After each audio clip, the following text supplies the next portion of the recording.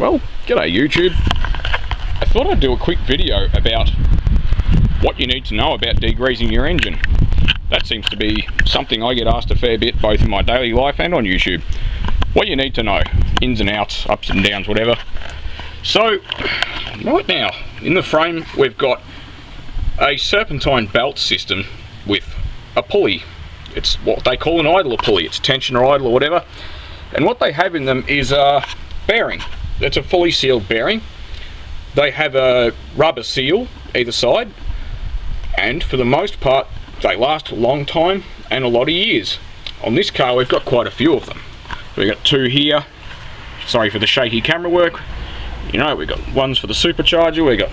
So they're pretty common item under the bonnet. So the point I'm making is that degreaser is designed to do two things. Well, it's sort of a surfactant, but it breaks down oil and grease and allows you to wash away the oil and grease with water. Be it a high pressure cleaner or a garden hose. The humble garden hose can put out quite a bit of pressure and flow.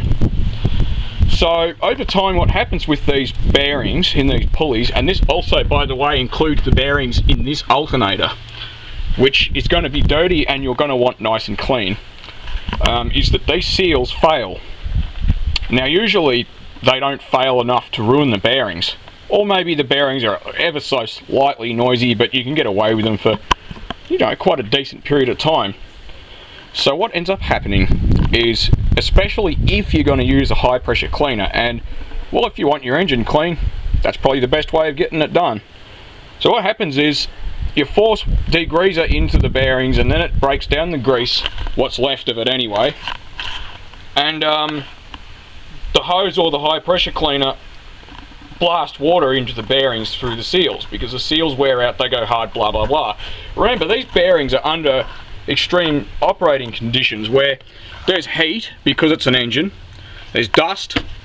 So basically what I'm getting at, and also remember that if your engine's dirty, really dirty, it probably has an oil leak. So that oil leak is going to usually come from things like the rocker covers, valve covers if you like.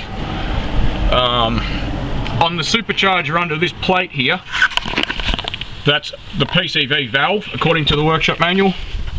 And yeah, there probably is a little bit of a leak there. At the bottom you can see it's a bit oily. It shouldn't be, but no one's going to take that off just to fix that, right? Unless it's real bad. So by the time you're done degreasing your engine and blasting it, it'll look really nice, and probably you'll need to replace all of the bearings in your idler pulleys on your serpentine belt. Probably both of the alternator bearings, because if you're going to do one, you do both, right? So it can end up costing you a couple of $100s to fix the damage cleaning the engine does. So that's something to keep in mind if you're going to degrease your motor. If you are going to degrease your engine and you're prepared to take the risk, because let's face it, if that's enough to kill the pulleys, they're probably on the way out anyway, especially when the car is 22 years old like this one is. So basically what you need to keep in mind is, yeah, it will ruin the bearings in your idler pulleys. You can take them off probably and do it that way, but then if you're going to do that, you might as well just replace the bearings anyway. So I just use the cheap degreaser from, in Australia we have a chain of cheap shops called the Reject Shop. There's also other, you know, cheap chain shops, whatever, bargain shops, and they sell degreaser for $2 to $4 a can, and that's all I use. I just drown the motor in it, do what it says on the can, leave it for 5-10 minutes, whatever. Keep in mind that a lot of those are alkaline. They do have solvent in them as well, and if you leave them too long, this aluminium finish on your engine, or supercharger in this case, it's going to end up a dull grey colour if you leave it too long, since alkaline salts of any kind do attack aluminium. So yeah, I hope anyone found this video useful. Just something I thought I'd point out, just things to keep in mind when you're going to do it, because also your rocker cover gaskets, if they're really knackered and gone hard and cracked, which is why they leak in the first place, your high pressure cleaner could potentially force water into your engine. So it's probably something you're better off doing after you've done all that stuff.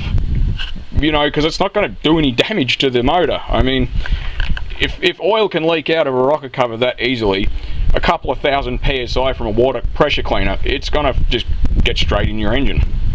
So, you know, thanks for watching.